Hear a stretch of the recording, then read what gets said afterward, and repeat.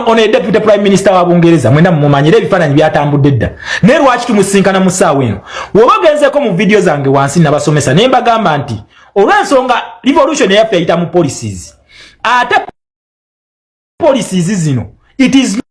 not fete tunoonyaayo assistance no we are not looking for their observation no what we are looking for is intervention for them to intervene okubiyingiramu nkiddamu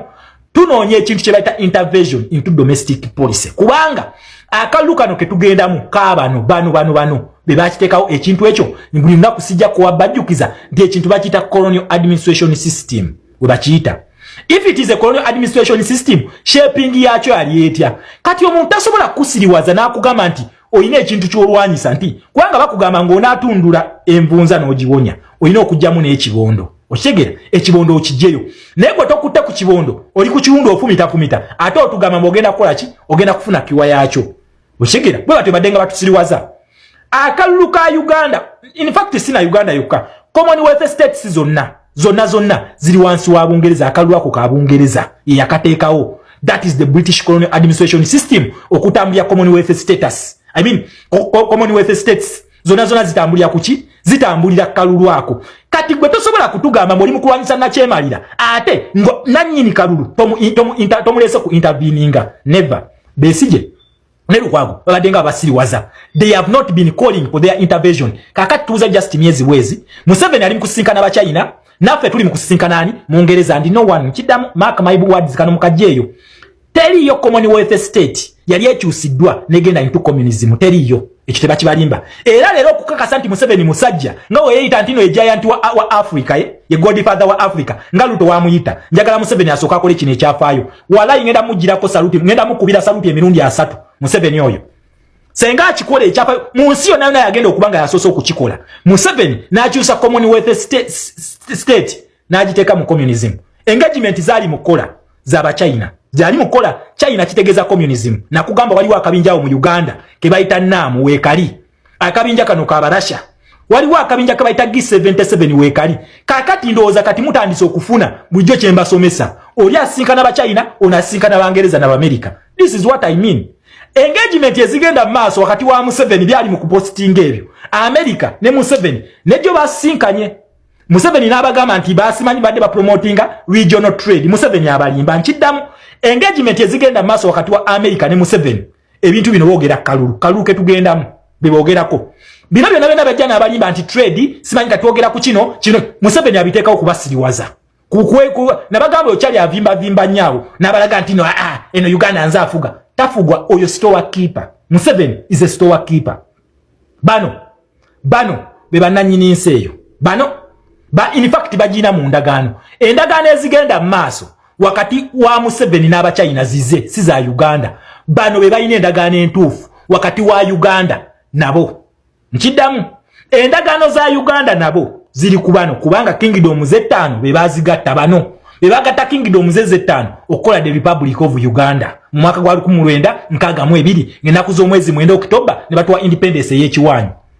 banendagano bazina kakati ya Museveni engagement zakola n'aba China zaaki wabula America ebiyingiramuwa nakugamba America eno ebiyingiramu mwaka gwa 1962 webiyingiramu ngenaku z'omwezi 9 Oktoba olw'endagaano yakolebwa after the second world war wakati wa zino states 5 America weyajja nefuukirani nefuuka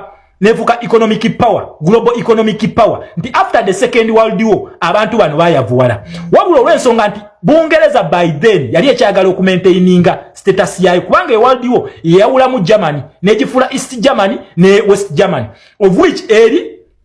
abantu ne bagitwala bani erinyo mu influence ya Bungereza abo bagigabana Germany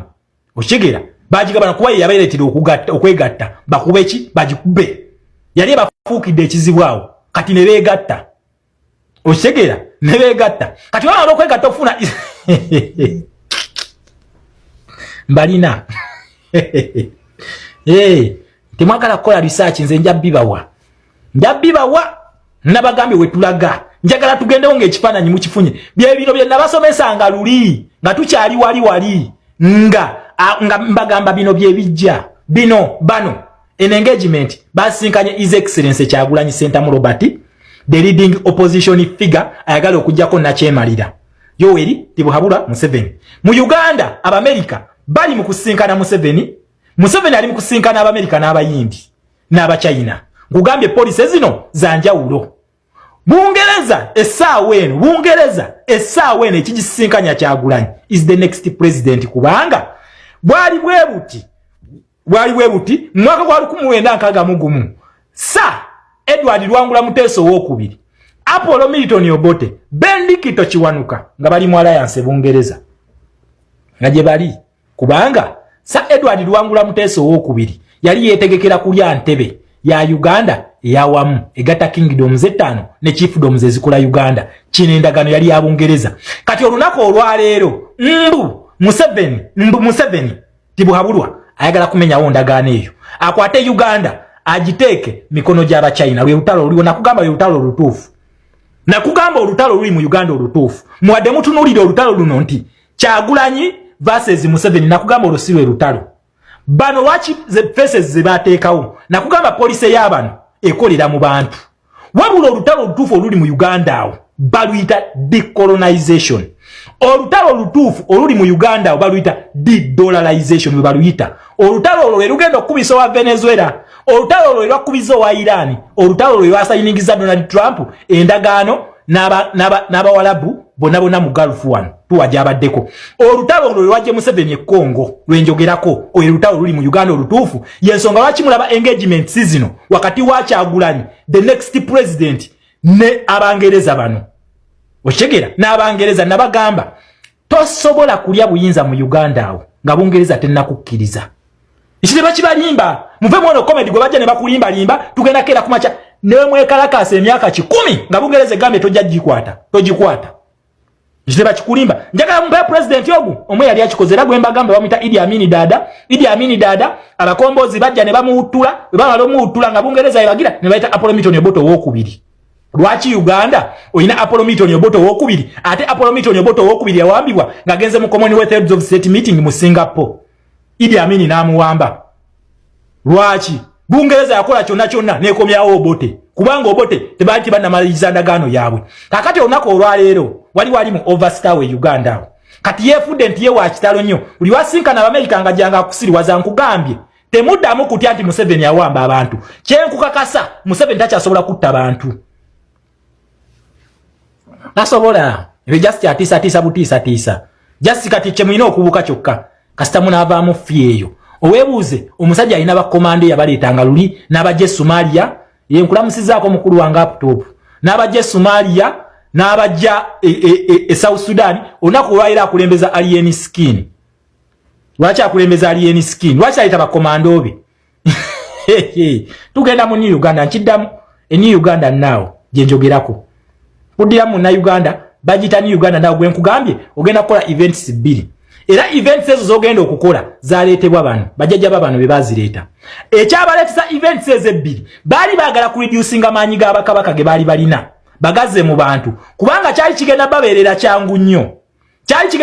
kyangu nnyo okufuga Bungereza eno okufuga senga abeera ba reducinga maanyi g'abakabaka nti bakabaka balinanga command nga basobola bateekako ekiseera ekizibu ennyo oku introducing a colonial administration system je batufugiramu olunaku olwaleero eya democracy ne human rights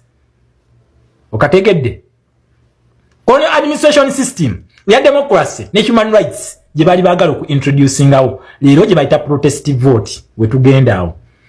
okitegedde ekintu ekyo era nakugambye nti essaawa eno Museveni kiri eriye okugenda kwe yasalawo wabula oba anaavaako bataaveeko ebyo tebikyali mu mikono gye Museveni tasalawo